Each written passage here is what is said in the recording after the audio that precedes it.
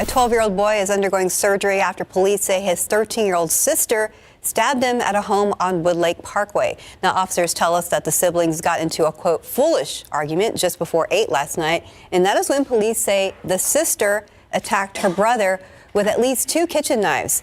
Police say the mom is aware of behavioral issues in the past. One man who wished to remain anonymous says they have had problems with the home involved in the past. It puts, our neighbors at danger. Who knows, that could have been my kid out here playing with one of those kids. I'm on high alert now. I mean, they need to get them out of there. And we are told because the 13-year-old suspect is a juvenile, she was not questioned at the scene. She will be taken to the juvenile detention center. Severe weather is impacting much of the country right now. The death toll is rising after tornadoes swept through the New Orleans area last night. And this morning, parts of the mid-Atlantic from Virginia to Pennsylvania are bracing for an ice storm. ABC's Morgan Norwood has the latest. This morning, the damage is described as catastrophic in areas around New Orleans after suspected tornadoes slammed southeast Louisiana. Tornado is still there. The mayor of Gretna says up to 5,000 buildings are likely damaged in her town. Glass breaking. It sounded like my roof was coming off. Amanda Dufresne and her 2 kids tried to take shelter in the bathroom as a tornado tore apart their home in Jefferson Parish. I didn't even get to the bathroom yet. I just grabbed the kids, put them on the ground and got on top of them. You covered your kids with your body? I covered my kids with my body and just prayed that it wouldn't even pick me up or them. At least 4 people were hospitalized when a tornado moved into New Orleans. New Orleans now under a tornado warning. The rotation about 5 miles that way, just over the Mississippi. But with all this rain, we won't see it coming, and it's heading right for downtown. Authorities say 1 person was killed in St. Charles Parish, raising the storm death toll in Louisiana to 3. It's just going to be hard to accept, that this is happening a week before Christmas.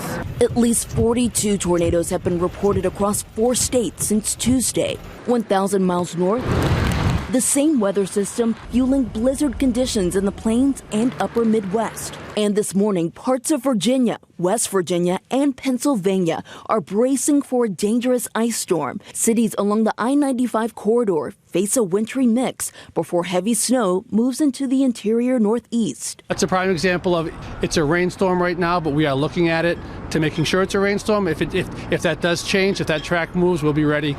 Morgan Norwood, ABC News, New York. The family of Athena Strand, the North Texas girl reportedly killed by a contracted delivery truck driver, is suing the driver, his employer, and Federal Express. The lawsuit names driver Tanner Lynn Horner, FedEx, and the subcontractor that employed Horner, Big Topspin. The suit accuses the two companies of gross negligence. Strand's mother says Horner dropped off her daughter's Christmas present, a box of Barbie dolls, before killing her. Police say Horner led them to the girl's body. He also confessed to kidnapping and strangling her to death after he says he accidentally hit her with his delivery truck. Horner said he was afraid she was going to tell her father about the accident. Jail records show Horner is still incarcerated in lieu of $1.5 million bond.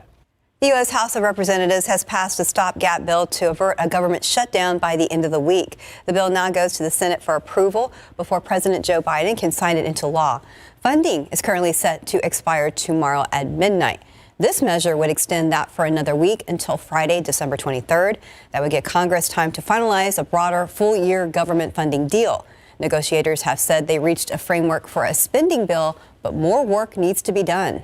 The Federal Reserve's move to raise its key interest rate by 0.5 point brought it to its highest range in 14 years. The Fed's increase, its 7th rate hike this year, will make it even costlier for consumers and businesses to borrow for homes, automobiles, and other purchases. If, on the other hand, you have money to save, you'll earn a bit more interest on it. As rates increase, many economists say they fear a recession remains inevitable.